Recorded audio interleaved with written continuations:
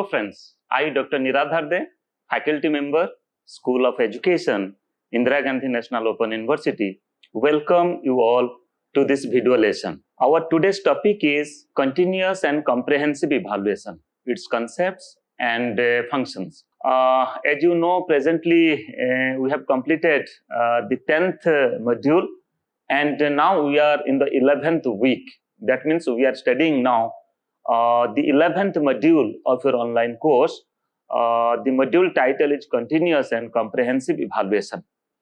And in this module, two video lessons.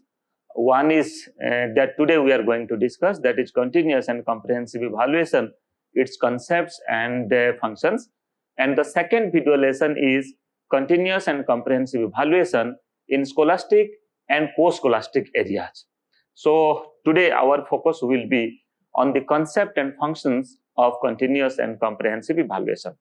So friends, before going through the detailed discussion, detailed deliberation of the session, let me to go through the learning outcomes. First of all, you will be able to explain the concept of continuous and comprehensive evaluation.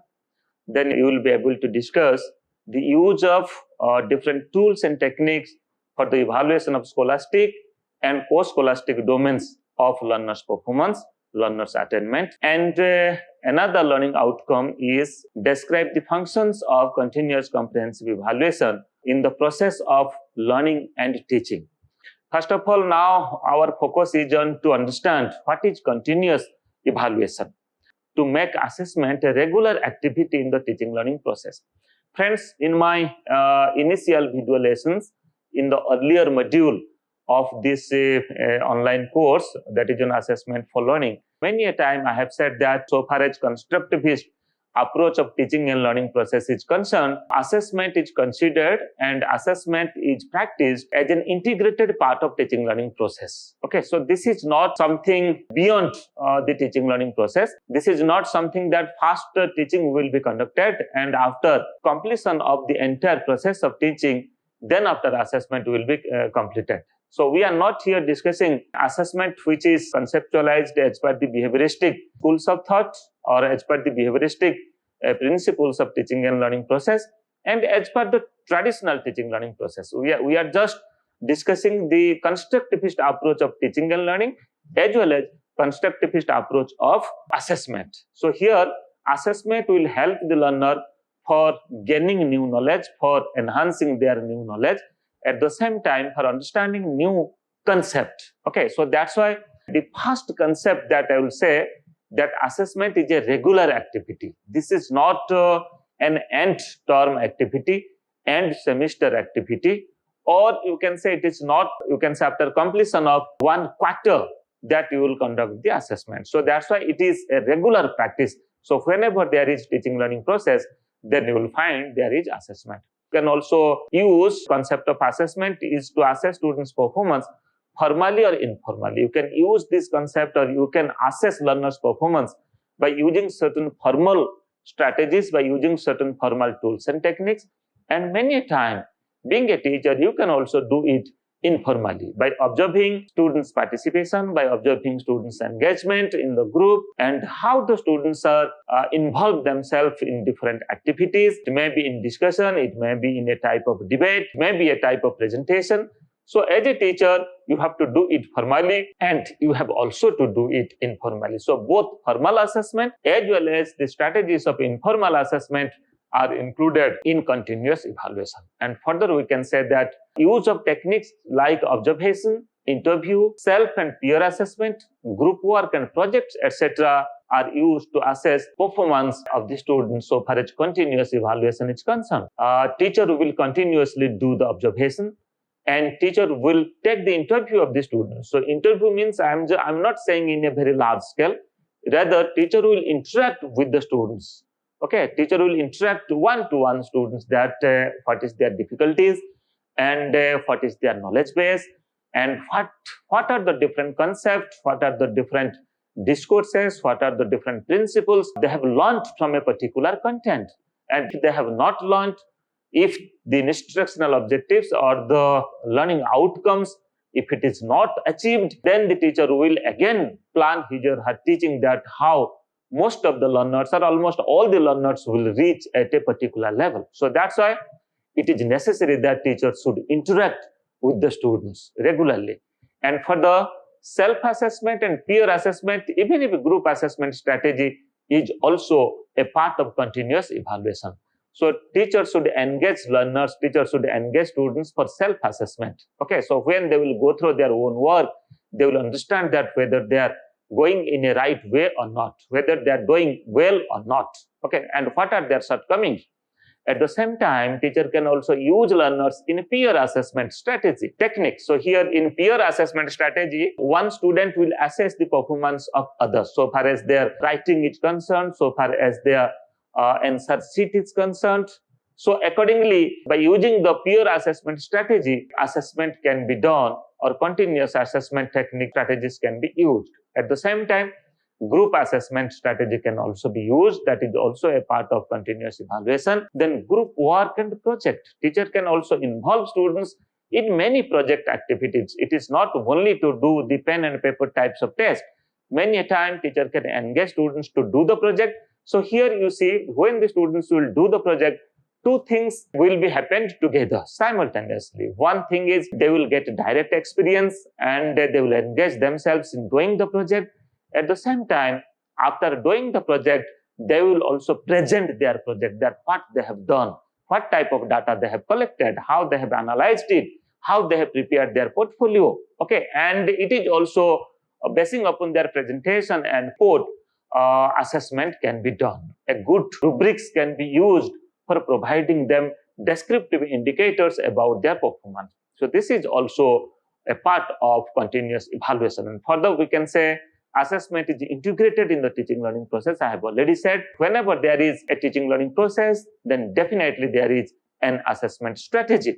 And further, the main objective of continuous assessment is to engage the learners regularly in their studies, to know regularly whether the learners are understanding, to know their progress. Okay, so by conducting continuous assessment, the teacher will also get data, get certain information about the learners, about their weaknesses, about their shortcomings. Accordingly, they will provide the remedial instructions. Here you see on your screen, 4 components are there for conducting the continuous assessment. You see, first of all, there is the content. So assessment will be based upon certain content. So that's why organization of content is very much important. And for transacting that content, you're supposed to have certain objectives. That means it is related with the skills, with the competencies of that content.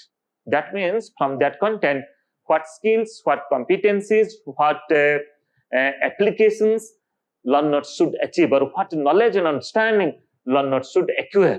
So basing upon the nature of the content, the organization of the content, objectives will be formed.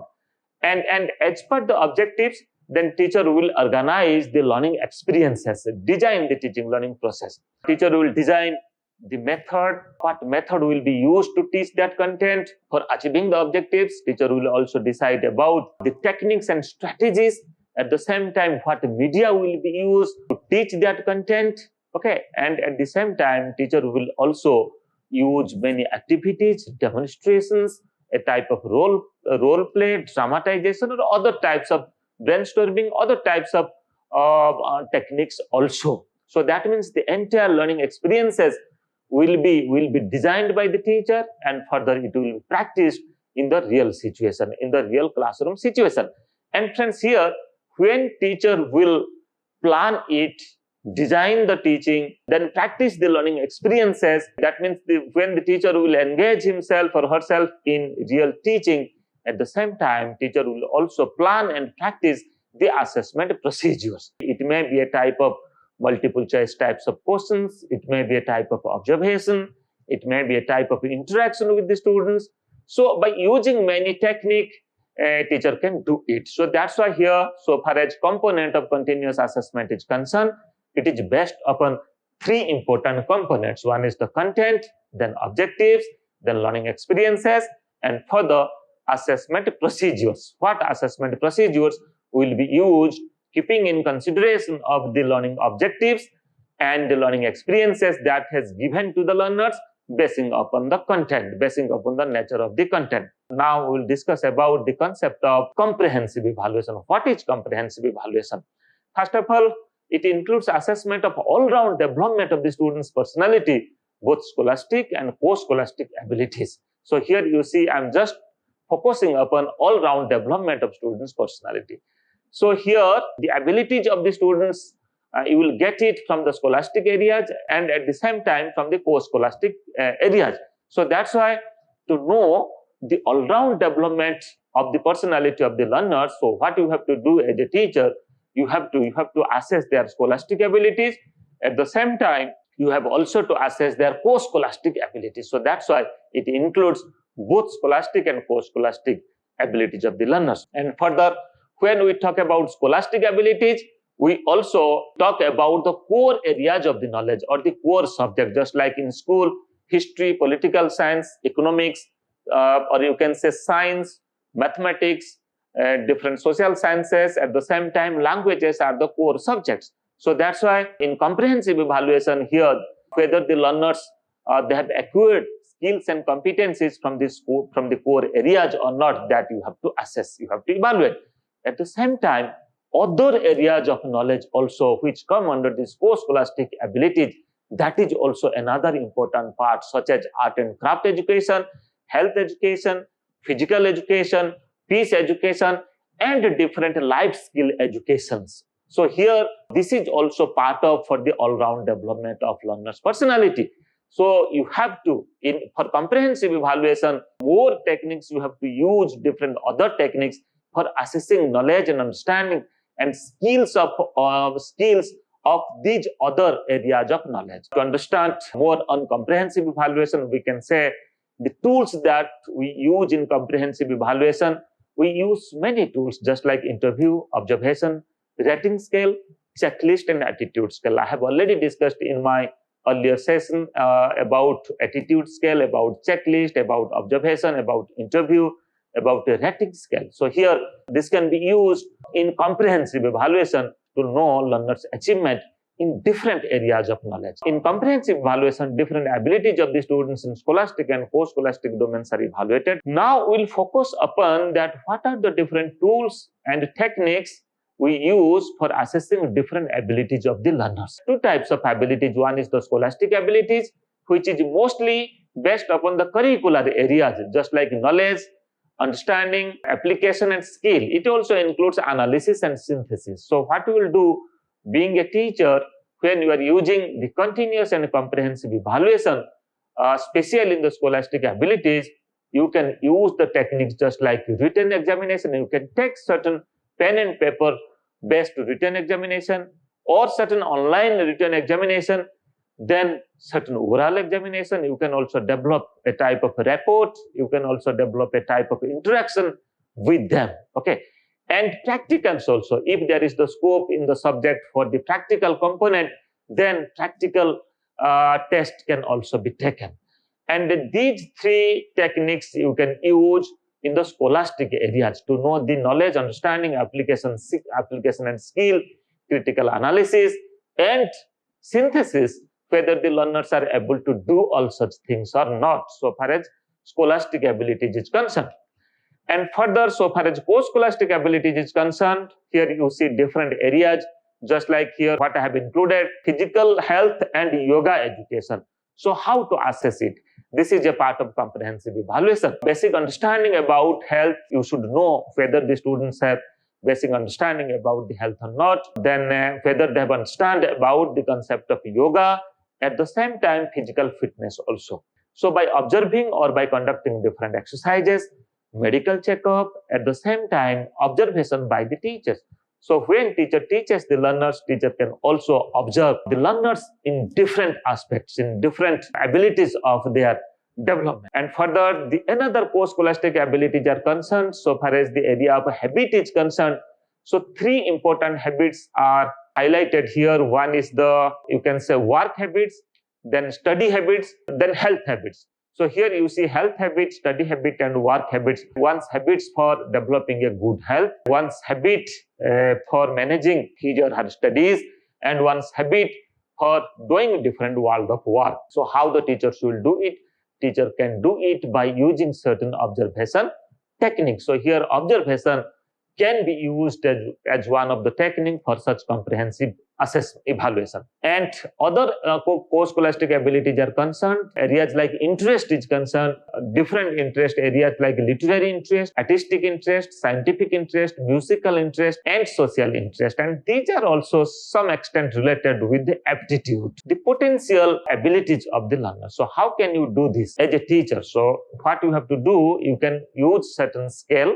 At the same time, you can also observe the learners when they are doing certain things, and you can find out their interest, whether they are interested in artistic areas or literary areas or scientific or musical or any social interaction. And the other co-scholastic abilities areas are just like attitudes in the area of attitude, just like attitude towards studies, attitude towards teachers, towards self, towards peer and friends, towards schools, and towards society. Okay, so here you see how to assess, how to measure the attitude of the learners towards different aspects, towards his or her studies, towards the teacher, to whom who is teaching to them, and towards self. What is their self-concept, attitude towards the self, attitude towards their colleagues, towards their friends, towards their peers, and school's attitude towards the society also. So you can do it by using attitude scale. We have already discussed in the rating scale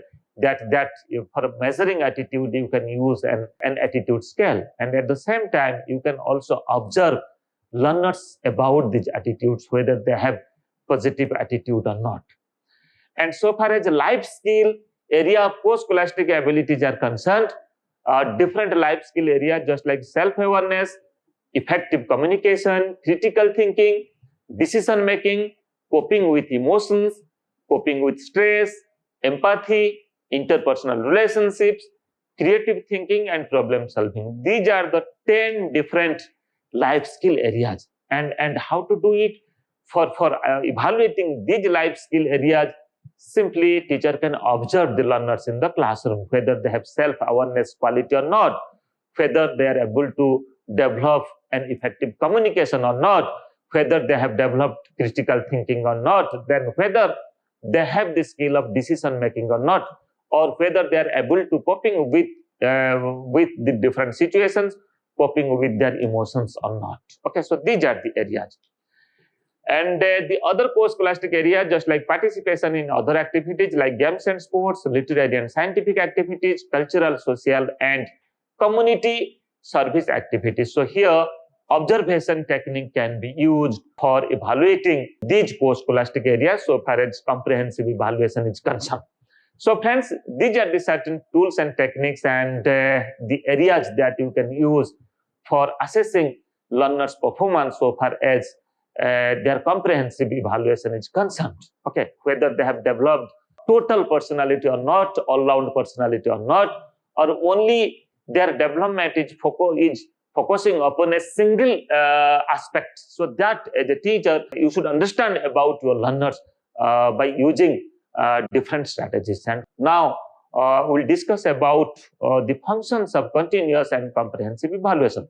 What are the different functions? First of all, it helps the teachers to organize teaching learning strategies. So here you see continuous comprehensive evaluation will also help the teacher for designing their teaching strategies. Okay, so whether the teachers are getting fruitful result or not, whether the learning outcomes are achieved properly or not. If the learning outcomes are not achieved, then teacher can change his or her teaching strategies, teaching methods, media, and techniques. So that's why it will also help the teacher to organize effective teaching strategies.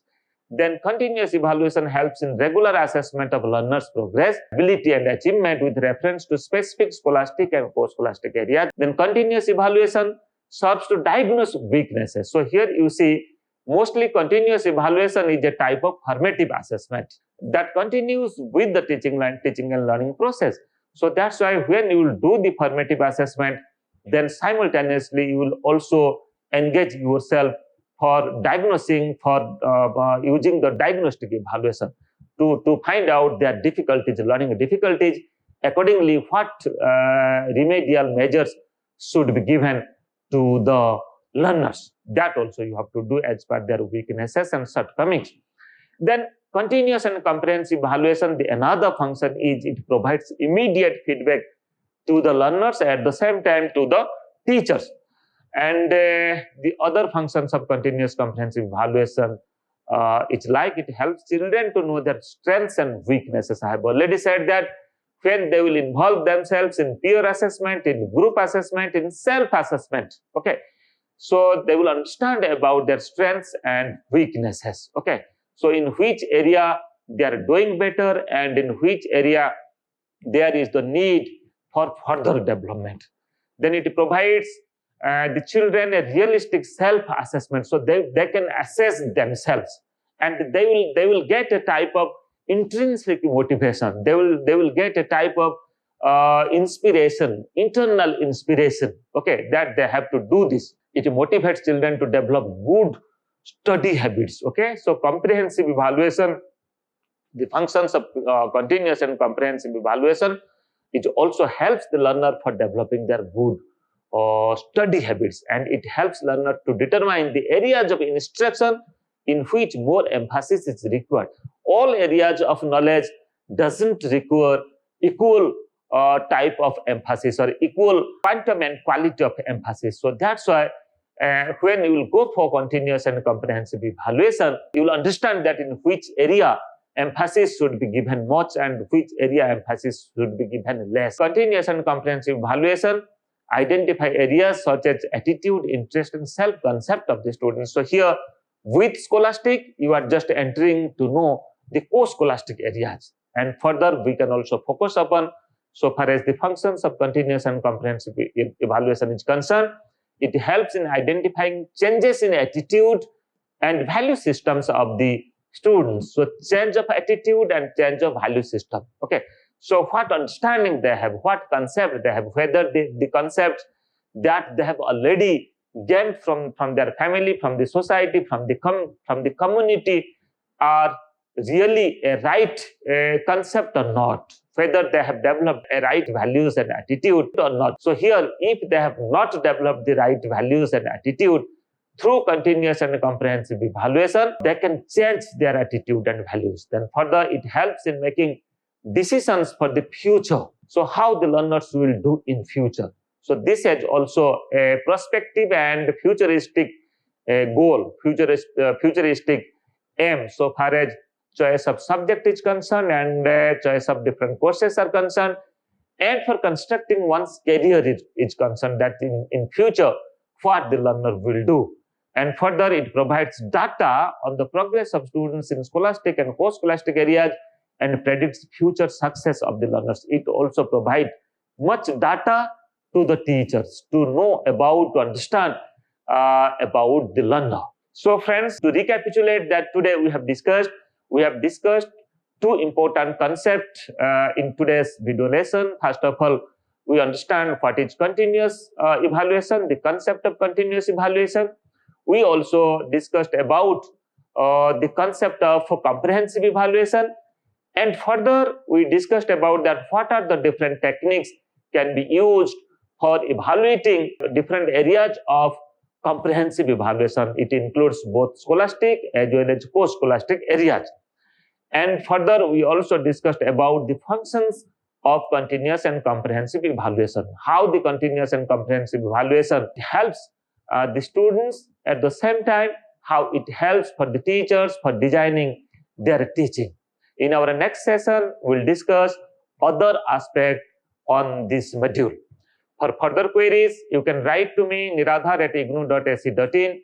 You can make me a telephone call. My intercom is 2994. You can visit my Facebook account, my YouTube channel, at the same time my Twitter handle. You will find many such video lessons on your online course, at the same time on different theme on education. I'm hopeful that all the video lessons will help you a lot for your studies. Thank you.